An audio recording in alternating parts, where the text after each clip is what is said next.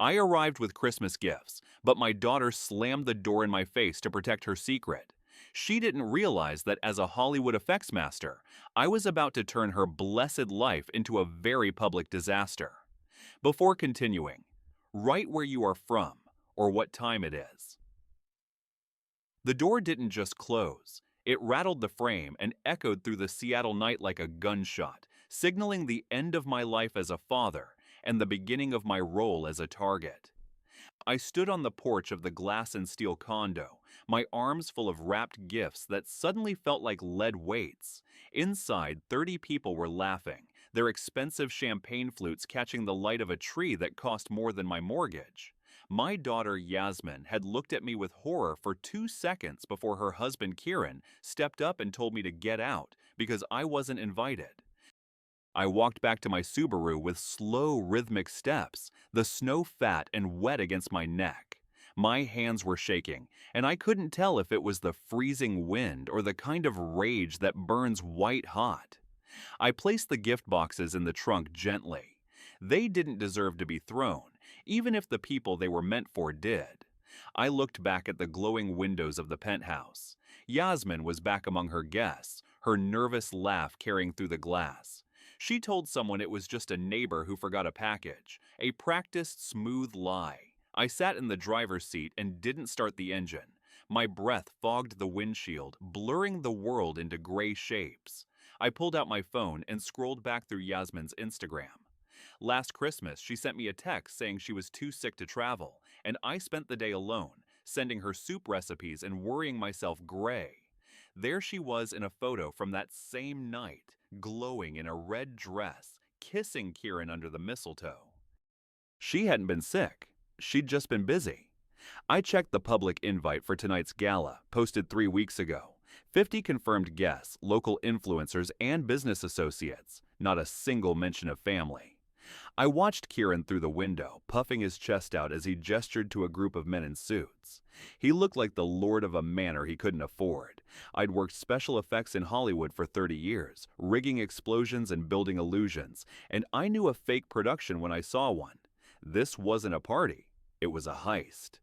I drove around the corner and parked where I could see the building, but they couldn't see me. I pulled out my laptop, an old habit from decades on location. The screen glowed blue in the dark car, reflecting the lines around my eyes and my shock of gray hair. I'm 69 years old, and my hands still know how to wire a circuit board or bypass a security protocol. I wasn't going back to Bellingham. Not yet. The password for her Wi-Fi took me 3 minutes. Yasmin Barrett Twist 24. It was as creative as a stock photo. Her life dumped onto my screen in a digital avalanche of appointments, expenses, and real-time photo uploads. I saw the catering invoice for $12,000. I saw the guest list full of people who were an audience, not friends. My stomach turned as I realized I was the only thing missing from her curated reality. I dialed a number I hadn't called in years. "Obi," I said when the line picked up. "It's Ari. I need your help with something technical." There was a pause. "The last time you said technical in that voice, we flooded a Broadway stage," Obi rasped. "What's the job?" "It's a Portland condo," I told him. "I'll be there in 20 minutes with the van," he said. I watched the headlights of his ancient, rattling van appear in my rearview mirror. Obi stepped out, saw my face, and didn't ask if I was okay. He just asked who pissed me off. "My daughter," I said. She slammed the door in my face. Obi grinned, the kind of look we used to share when we were 25 and rigging experimental theater in Seattle. "Damn," he whispered, "we're going to ruin this party." We moved toward the side entrance. Maintenance access was a joke for men who had spent their lives breaking into theaters to set up pyro. Obi had the lock open in 40 seconds. Inside, the electrical panel hummed. We found the sprinkler system controls, ancient and clearly a code violation. "Can you trigger it?" I asked. "Can I breathe?" Obi countered. "Give me 2 minutes." I went back to the Subaru and grabbed my smoke machine. You never know when you'll need atmosphere on a shoot. I headed back inside, the cold air biting at my lungs. Obi nodded to me, his fingers moving fast as he bypassed the safety switches. "Ready when you are," he whispered. "Lights first, then sprinklers, then smoke. Just like the old times." I flipped the main breaker. The penthouse went pitch black. I heard the screaming start immediately, a chorus of high-pitched panic that sounded like music. Obi triggered the sprinklers, and I activated the smoke near the intake. Through the windows, I watched the chaos erupt. Guests in designer dresses were running like wet cats, clutching their champagne glasses while their outfits turned transparent under the spray. I held my phone steady, filming the entire performance. Yasmin's voice cut through the noise, screaming at Kieran that he was supposed to check the systems. "Everything is your fault," she shrieked. I zoomed in on their faces, catching the raw fury in the soaked, expensive clothes. Obi touched my shoulder and told me it was time to go. He drove away, leaving me alone in the dark with my laptop. I wasn't watching the window anymore. I was scrolling through Yasmin's synced emails. My finger stopped on a transaction that made the blood in my veins turn to ice. "Transferred another $15,000 from Dad's account," the message read. "Should cover everything." I felt the air leave my lungs. I searched for more. $8,500 for catering, $22,000 for a renovation, $31,000 for Kieran's investment portfolio. The total at the bottom of my mental spreadsheet hit $127,000. My voice came out as a whisper in the quiet car. $127,000. I closed the laptop and started the engine, but I didn't point the car north. I drove toward the glow of the downtown hotel signs. I wasn't going anywhere until I understood exactly how deep this betrayal went. The motel room smelled of stale cigarettes and questionable coffee, but the Wi-Fi worked, and that was all that mattered. It was 6:47 a.m. when I called the bank. I sat on the edge of the bed, staring at the spreadsheet on my laptop. The numbers didn't move, no matter how many times I blinked. Denise from customer service told me she could have the statements to me within 24 hours. I told her I needed them now. I told her there was a $127,000 problem. Her tone shifted from professional to terrified in a single breath. By 11 a.m., the email arrived with 12 PDF files. I spent $31 at the business center printer, watching the paper pile up like a mountain of evidence. The kid working the desk, Ryan, watched the tray fill up and told me it looked like a novel. "It's a horror story," I told him, "and I'm the main character." I spread the pages across the motel bed and started marking them with a yellow highlighter. $2,500 for a medical consultation I never had. $8,500 for a transmission in a car that runs like new. $12,200 for a roof repair on a house that isn't leaking. Every single transfer had an electronic signature. O. Young. My hand shook as I remembered last June. Yasmin had brought her iPad to my house in Bellingham and told me to sign some tax documents. I trusted her. I signed without reading a word.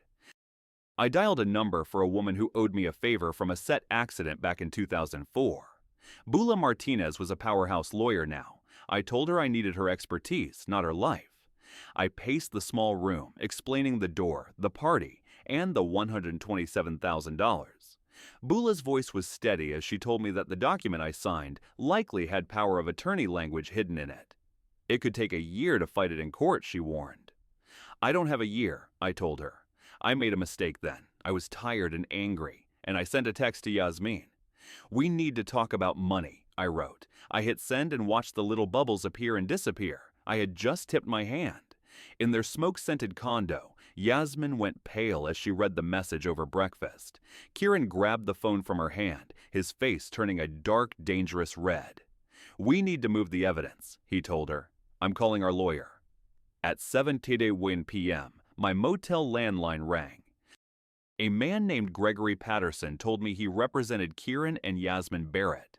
He told me that my one text message constituted harassment. He told me they were prepared to file a restraining order and pursue defamation charges if I didn't stop implying they had engaged in financial impropriety.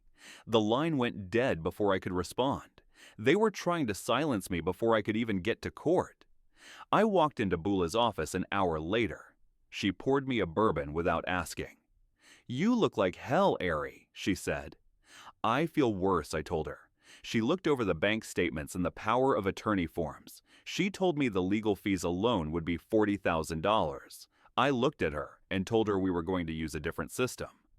What system? She asked. Street theater, I said. Public theater, the kind where the audience chooses the ending. I pulled out a notepad and drew 3 acts. Act 1. Destroy their social media perfection. Act 2. Expose the fraud. Act 3.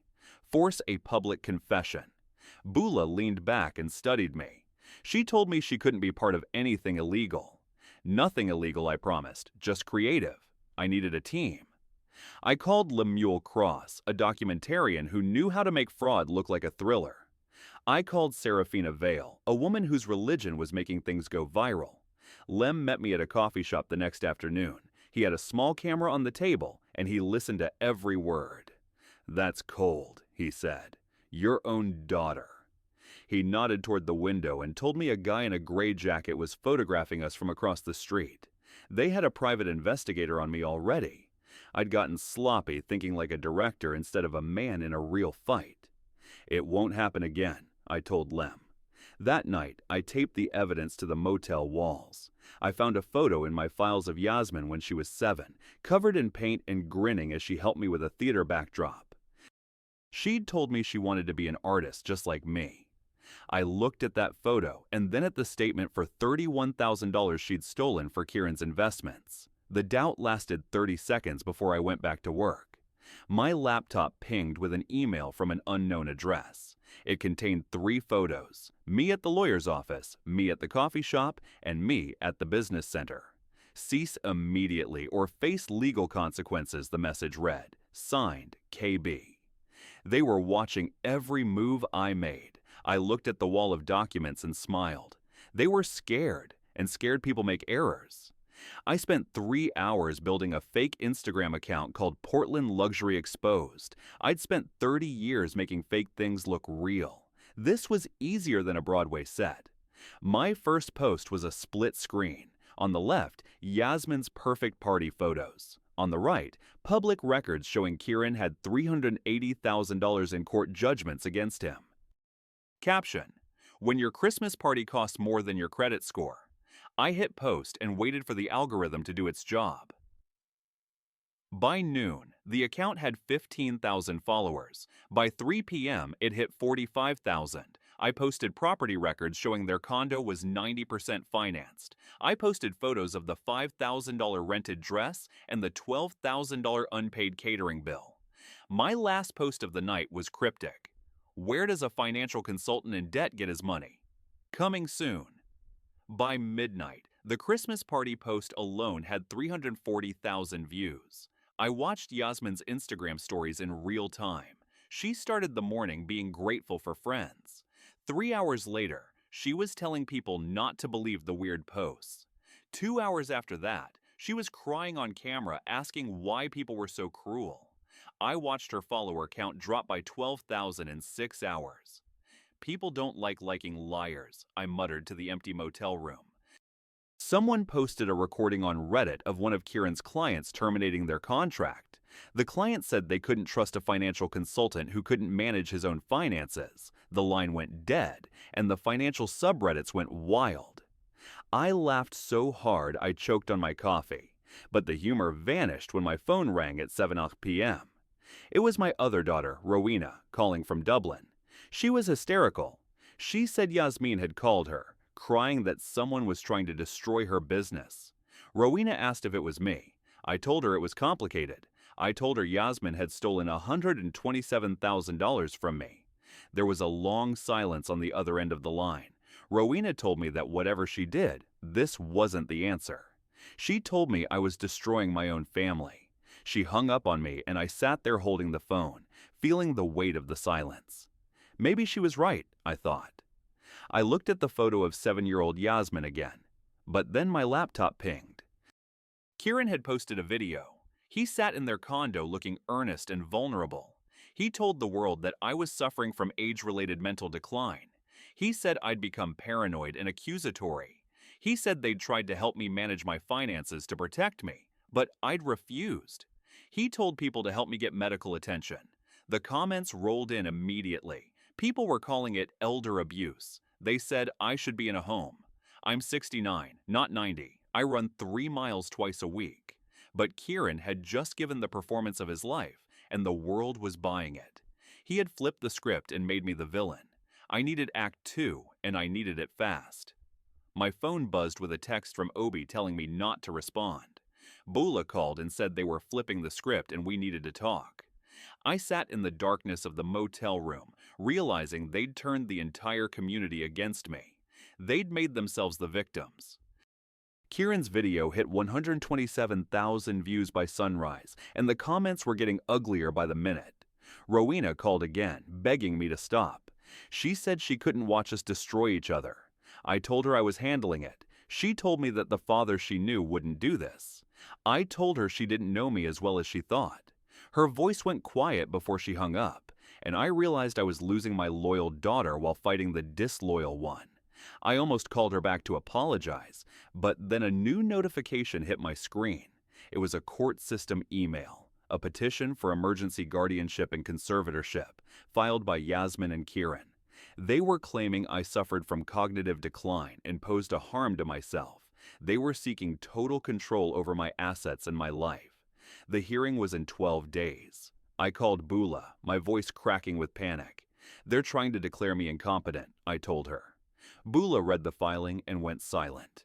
If they win, they get everything, she said. Your money, your house, your medical care.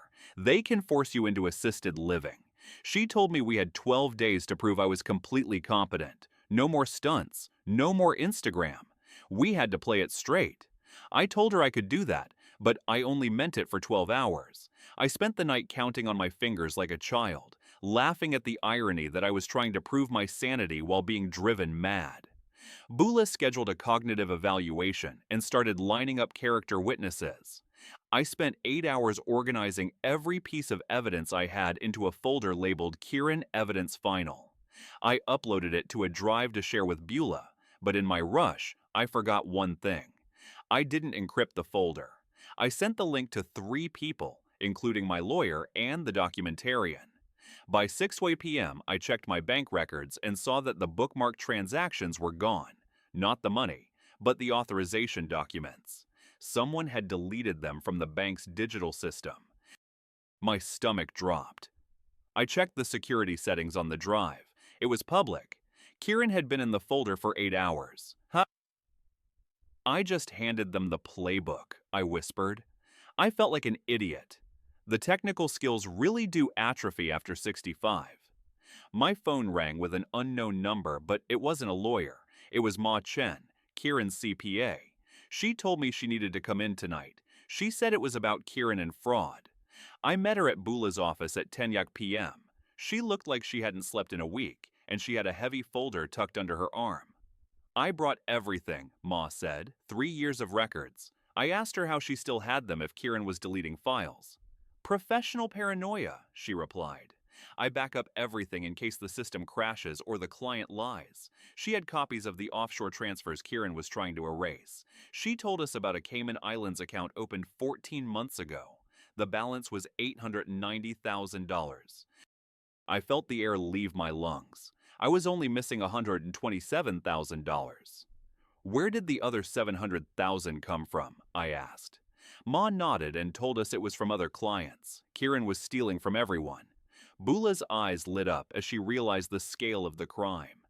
This isn't just a family dispute anymore, she said. This is federal. Ma showed us a shell company registration for Pacific Trust Holdings. The officers were listed as Kieran Barrett and Yasmin Young Barrett. I went still. My daughter's name was on the legal documents. She wasn't just being manipulated, she was a co-owner of the scheme. I stared at her signature on the registration, feeling a part of my heart finally turn to stone. I'd been trying to save her, and she'd been busy signing for a shell company. The client list included people like Patricia Simmons, age 67, and the Rodriguez Family Trust. These were real people, real families who had trusted Kieran just like I'd trusted Yasmin. My anger felt small and selfish compared to the $890,000 he'd taken from them. Bula told me we had to call the FBI. The doubt lasted 2 minutes. Call them, I said. First thing tomorrow. Special Agent Cordelia Hayes arrived at noon the next day. She was in her 40s with a sharp suit and eyes that didn't miss a thing. She spent 2 hours reviewing Ma's files and told us it was prosecutable wire fraud and money laundering. She asked how long it would take to arrest him. "If the evidence holds up, we move today," she said.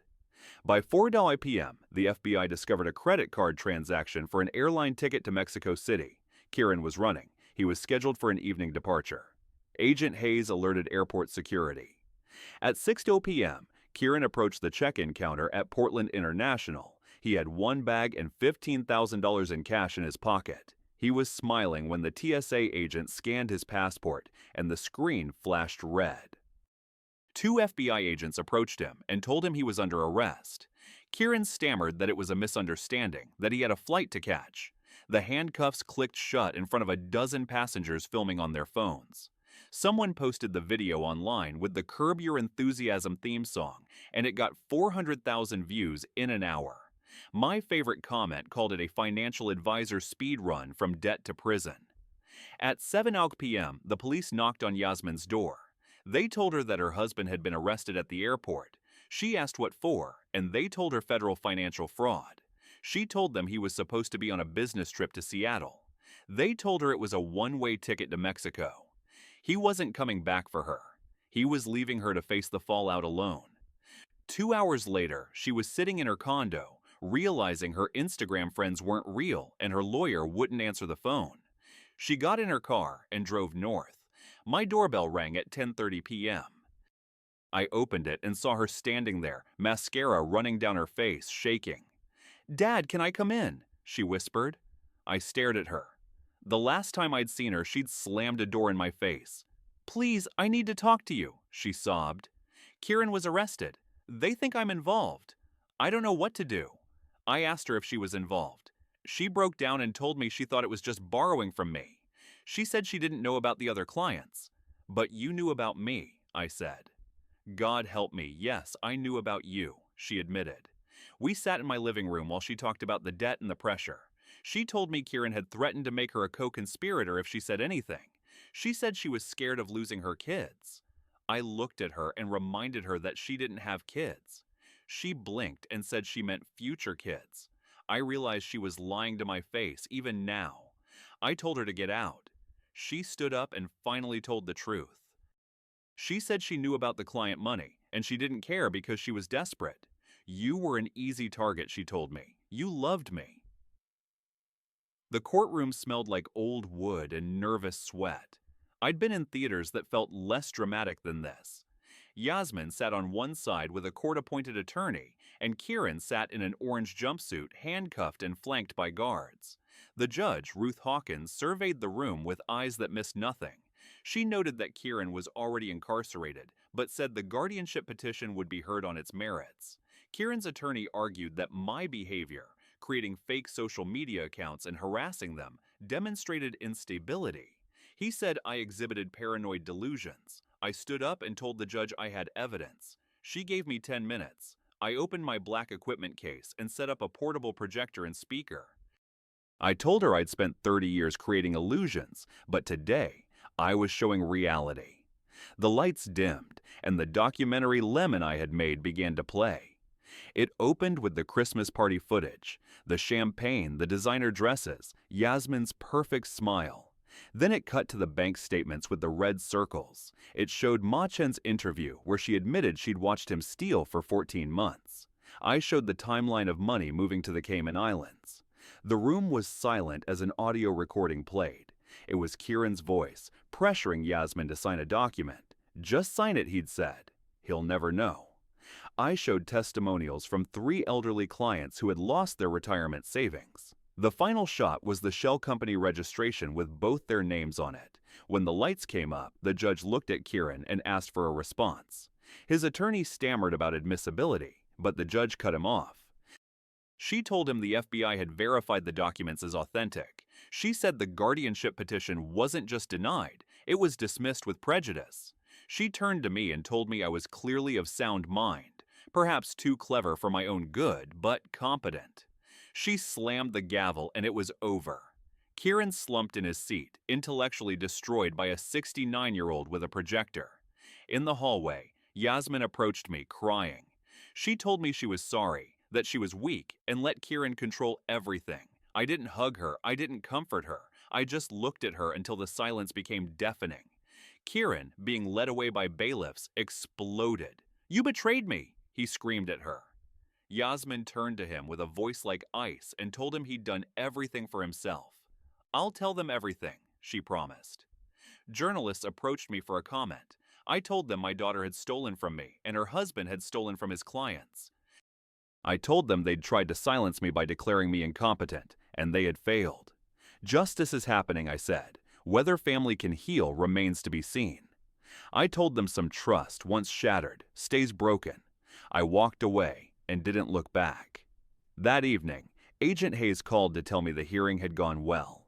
She said they'd identified 23 victims, mostly retirees. She said several of them had seen the news and wanted to thank me for exposing him. I told her I'd fought for myself and ended up fighting for them too. My revenge had consequences I hadn't expected. Good ones. But revenge wasn't the word anymore. Justice felt closer.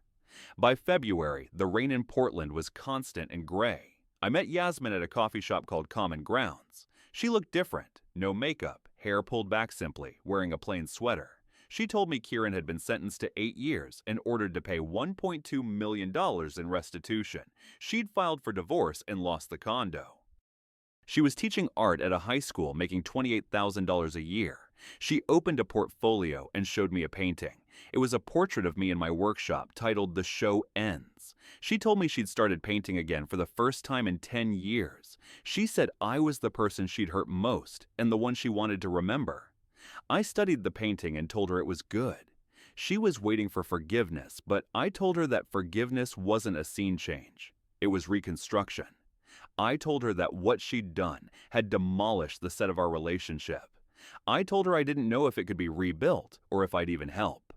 I told her the painting was a start, not of forgiveness, but of acknowledgement. I took the painting and told her I was glad she was teaching. "Art matters," I said. "Students need teachers who understand both talent and failure." I left her sitting there alone.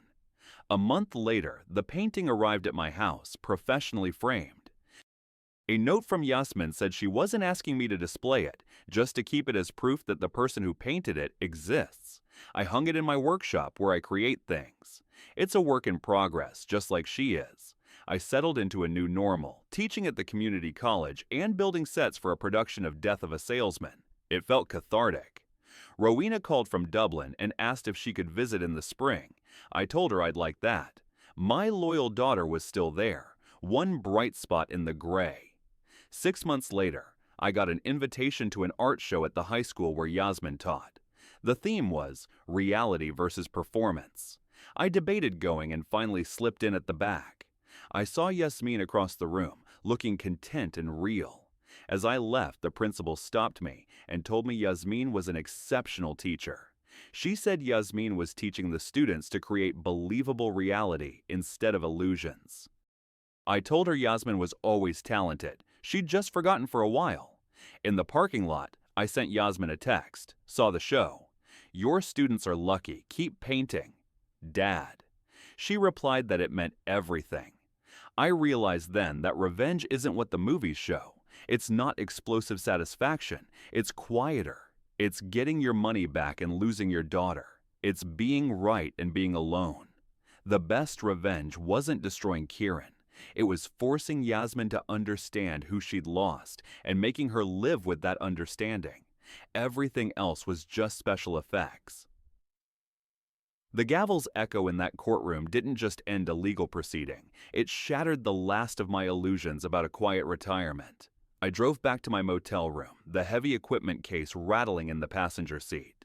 My phone stayed silent, a cold weight in my pocket, until a message from Beulah flashed on the screen. She told me that while the guardianship was dead, the criminal case against Kieran was just beginning to breathe. I sat on the edge of the bed and pulled up the footage Lemuel and I had captured. Kieran's face on the small screen was a mask of calculated grief that I now recognized as a weapon. I realized he hadn't just been stealing my money. He had been trying to steal my very identity to hide his own crimes. I looked at the bank statements again, the red highlighter ink bleeding into the cheap paper. $127,000 was a lifetime of work, but the million he had taken from others was a tragedy. I knew I couldn't just stop at my own restitution. I called Lemuel at 2 a.m. "We need to go bigger," I told him. He didn't ask what I meant. He just asked if I had more batteries for the lights. I told him about the 23 victims Agent Hayes had mentioned. These people were in their 80s, losing their homes because a man in a designer suit wanted to throw a gala. I wanted their stories on camera. I wanted the world to see the faces behind the numbers Kieran had erased. We spent the next 3 days driving across Oregon and Washington, meeting people who had been silenced by shame. I sat in kitchens that smelled like lavender and medicine, listening to retirees talk about how they had trusted Kieran with their last cents. I saw the same patterns of forged signatures and emergency repairs that had nearly drained me. My anger, which had started as a sharp personal blade, was becoming a broad shield for people who couldn't fight back. As we filmed, the pressure from Kieran's legal team intensified. Bula warned me that they were trying to move assets out of the country before the FBI could freeze them. Kieran was in a cell, but his associates were still moving like shadows in the digital dark. I spent my nights in the Motel Business Center, tracing IP addresses and transaction logs with the skills I'd learned rigging remote-controlled pyrotechnics. I found a secondary account, hidden under a different shell company name, Azure Coast Realty. It wasn't in the Cayman Islands. It was local. They were using it to pay for the private investigator who was still tailing me. I didn't call the police this time. I called Serafina. I told her I had a new target for her followers. I wanted every client of Azure Coast to know exactly who was handling their money. By the end of the week, the second social media wave hit. The account I'd built didn't just show luxury debt anymore. It showed the faces of the victims. The public outcry was deafening. People who had defended Kieran's struggle with his demented father-in-law were now calling for his head. I watched the comments scroll by, a digital tide of justice that I had sparked with a single smoke machine. But then I received a call from an unknown number that made my heart stop. It wasn't Kieran or a lawyer. It was Yasmin. Her voice was small, stripped of the influencer polish. She told me she was at the condo, and the locks were being changed by the bank. She said she had nowhere to go, and that Kieran's associates were blaming her for the leak. She sounded terrified, and for a second, I felt the old pull of a father wanting to protect his child. I told her I would meet her at the park near the waterfront. I didn't tell Beulah, and I didn't tell Lemuel. I sat on a bench as the gray Portland rain began to fall, watching her walk toward me. She looked smaller than I remembered, her expensive coat soaked through. She sat down and didn't look at me. She told me that Kieran had a safety deposit box with the original documents I'd signed. She said she could get me the key. I studied her face, looking for the girl who used to help me paint backdrops. I asked her why she was telling me this now. She said because she was tired of the show. She said she realized that Kieran never loved her. He just loved the access she gave him to people like me. She reached into her pocket and pulled out a small brass key. She told me it was at the bank on 5th Street. I took the key, the metal cold against my palm. I asked her what she was going to do. She said she was going to talk to the FBI and tell them everything. She said she knew she was going to lose everything, but she couldn't live with the silence anymore. I watched her walk away into the rain, a lone figure against the skyline she had tried so hard to conquer. I looked at the key and realized it was the final piece of the explosion I was about to trigger. The bank on 5th Street was a fortress of marble and quiet air conditioning. I walked in with the brass key tucked in my pocket, feeling like an undercover agent in one of the spy thrillers I'd worked on. The clerk led me down to the vault, the heavy door swinging open with a sound like a submarine submerging. I found the box, slid the key in, and turned it. The lock gave way with a satisfying click.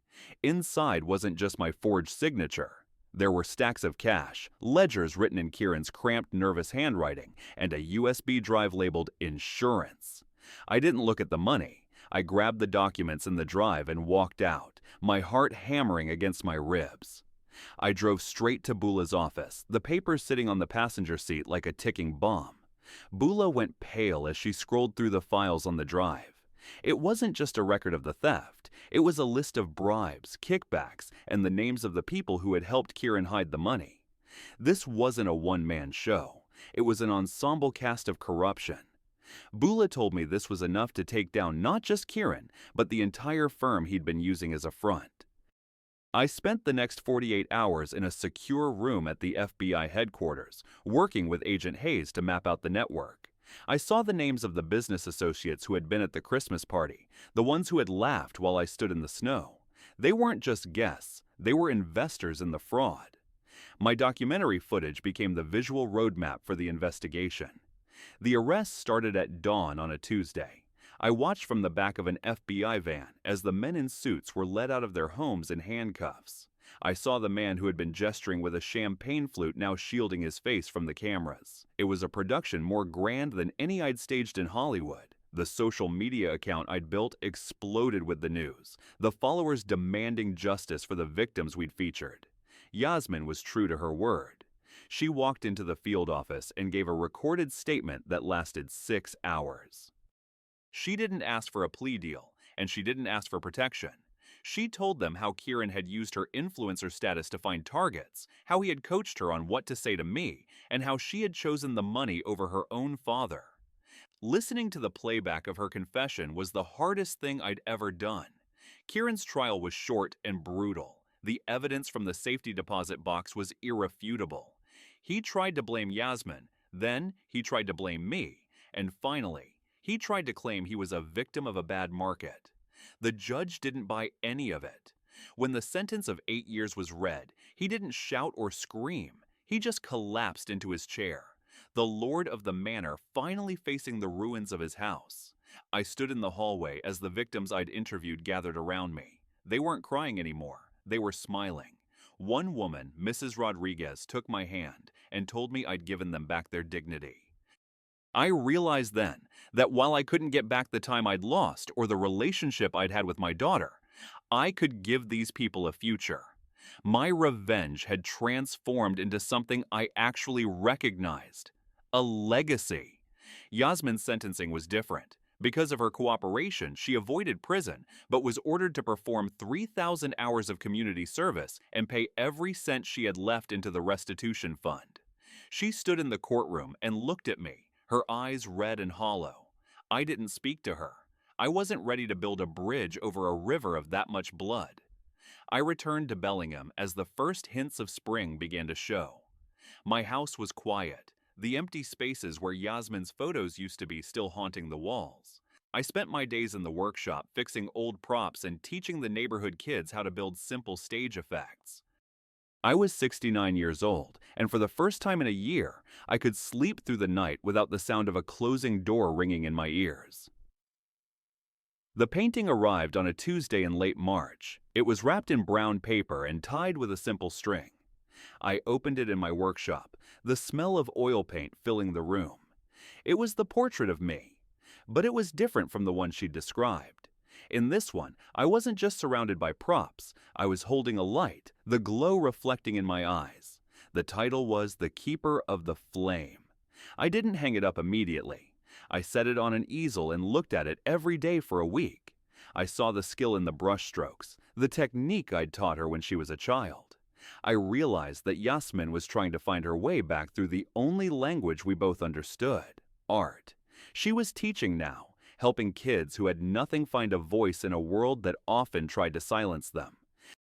Rowena came to visit in April, her presence a balm for the wounds that were still closing. We walked along the waterfront and talked about everything except Yasmin.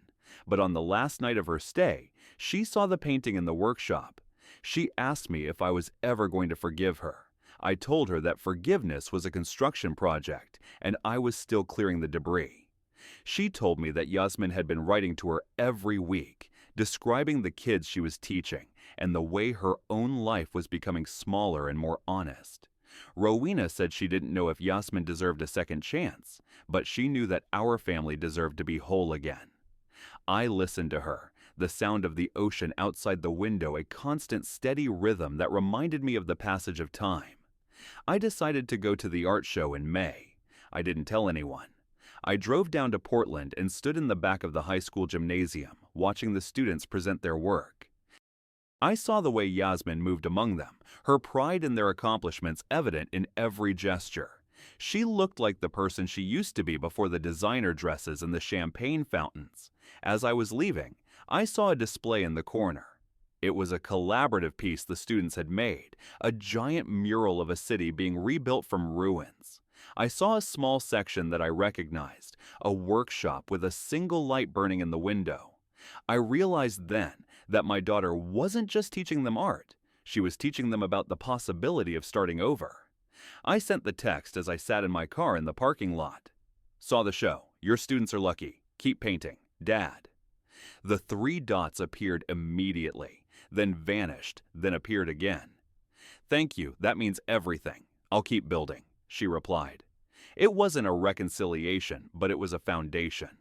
It was the first beam of a new structure. I drove back to Bellingham, the dark highway stretching out before me. I realized that the story I'd been telling myself, the one about revenge and justice, was only half the script. The other half was about what happens after the show ends. It's about the quiet work of living with the consequences and finding a way to create something real in a world full of illusions. Life in Bellingham settled into a rhythm that felt earned rather than just lived. I continued my work at the community college, my students often staying late to hear stories about the sets I'd built and the explosions I'd rigged. I told them that the most important thing in any production isn't the spectacle, it's the truth behind the illusion. I showed them the painting Yasmin had sent me, now hanging in a place of honor in my workshop. Kieran's name faded from the headlines, replaced by the stories of the victims who were finally getting their lives back. The restitution fund was working, and while it couldn't give them back the years they'd lost, it gave them the security they had earned. I received letters from some of them, describing how they were using the money to travel or to help their own families. Every letter was a reminder that my anger had been a catalyst for something good. Yasmin and I started talking on the phone once a month. The conversations were short and focused on her work at the school, but they were a bridge. She told me about a student who had won a scholarship and a mural they were painting on a community center. I told her about the sets I was building and the stories I was telling my students. We were building a new relationship, one brick at a time, on the site of the old one. I realized that the door that had been slammed in my face on Christmas Day was the beginning of the most important production of my life. It had forced me to face the cracks in my family and the darkness in the world. But it had also shown me the strength of my own character and the power of justice when it's fueled by love rather than just bitterness. Revenge, I finally understood, isn't about destroying someone else. It's about reclaiming yourself. It's about standing in the snow and choosing to fight for what's right, even when the cost is higher than you ever imagined. It's about the moment when the lights come up and you see the world as it really is, not as you wanted it to be. I am 70 years old now, and my hands still know how to create something out of nothing. I look at the painting in my workshop every morning, and I see the light she painted in my eyes. I see a father who fought for his family, and a man who found his way back to the truth. The show has ended, but the life that remains is more real than anything I ever put on a stage. Rowena is coming for Christmas this year, and for the first time in a long time, the house will be full of laughter and the smell of a real celebration. I've already started planning the gifts, each one chosen with care for the people I love. And if there's a knock at the door, I'll open it with a smile, ready to welcome whoever is on the other side into a house built on a foundation of honesty and hope. The snow is starting to fall outside, fat flakes that stick to the window just like they did in Portland. I sit in my chair and watch the world turn white, a clean slate for the year to come. I realize that while I can't change the past, I have designed a future that is finally worth living. The lights are on, the set is solid, and the truth is the only thing on the stage. If this story resonated with you, leave a like and consider subscribing. You can also drop any comment below, even just one word. Maybe tell me where you're watching from, or what time it is right now. Sometimes one word is enough to say you are here.